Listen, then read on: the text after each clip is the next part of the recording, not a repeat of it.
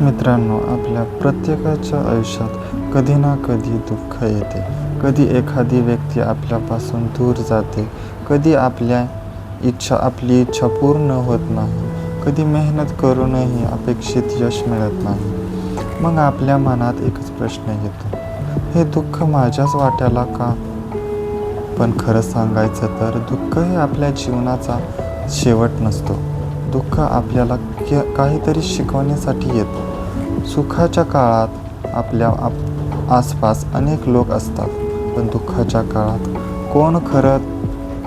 कोण खरंच आपलं आहे, कोण फक्त नावापुरतंच आपल्यासोबत आहे हे समजतं. दुःख आपल्याला मजबूत बनवतं. काल ज्या गोष्टीमुळे आपण रडलो, कदाचित काही वर्षांनी त्याच गोष्टीकडे आपण अनुभव म्हणून पाहू. आयुष्यात नेहमी सुखच मिळालं असतं तर सुखाची किंमत कदाचित आपल्याला कळली नसती. जर उन्हानंतर सावली जास्त सुखावते, तसंच दुःखानंतर मिळालेला आनंदही अधिक सुंदर वाटतो. म्हणून आयुष्यात दुःख आलं तर स्वतःला दोष देऊ नका.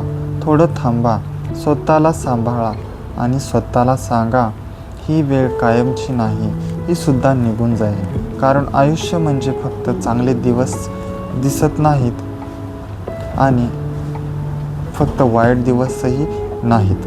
आयुष्य म्हणजे सुख दुःख, चढ उतार आणि त्या सगळ्यातून मिळवणारा अनुभव. आज तुम्ही दुःखात असला तर उद्याचा दिवस कसा असेल हे कोणालाच माहीत नाही.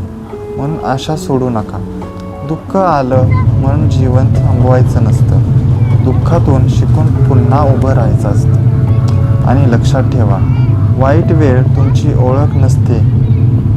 त्या वाईट वेळेत तुम्ही स्वतःला कसे सावरता हीच तुमची खरी ताकद असते.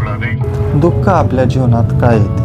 मित्रांनो, कधी कधी आपण शांत बसतो आणि मनात एक प्रश्न येतो, माझ्याच आयुष्यात एवढं दुःख का? आपण कोणाचं वाईट केलेलं नसतं, कोणाला त्रास दिलेला नसतो, तरीही आपल्या वाट्यालाच संकट का येतं? कधी आपली माणसं आपल्यापासून दूर जातात, कधी आपल्यावर विश्वास ठेवणारी व्यक्तीचा आपल्यापासून विश्वास तोडते.